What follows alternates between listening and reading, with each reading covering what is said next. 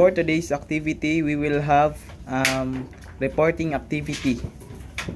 So let us now proceed to group 1. Please stand.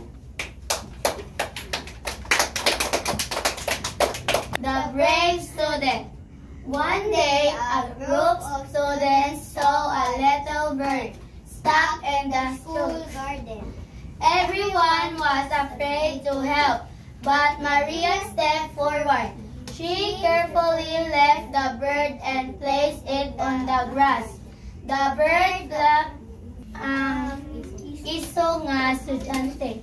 Usa ka adlaw na ay grupo nga mga estudyante nakita og langgam. Who wants to turn to the reports? Please raise your hand. Who wants? Unsay nakitaan sa mga grupo sa estudyante? Nakita sila og langgam.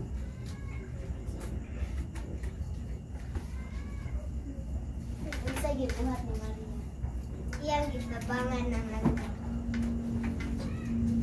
Kanang happy siya nga nakalipad palayo. Kay ginahan niya tabangan ng langgam nga nakoy. Lily had a teddy bear named Bubo.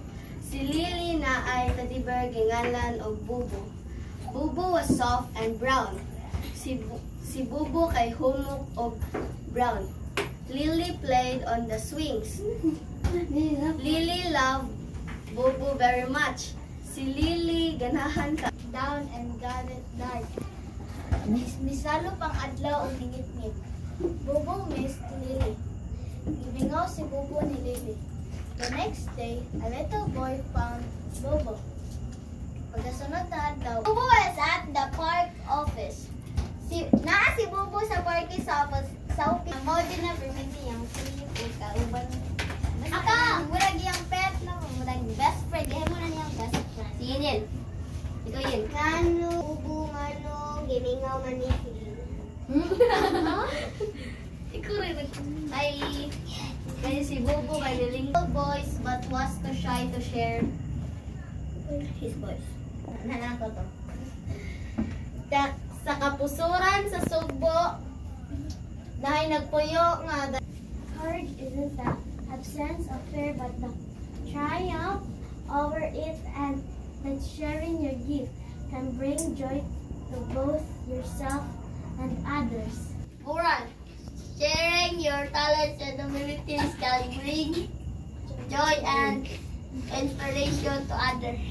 Maghatag o kalipay or maka-inspire sa laing tao.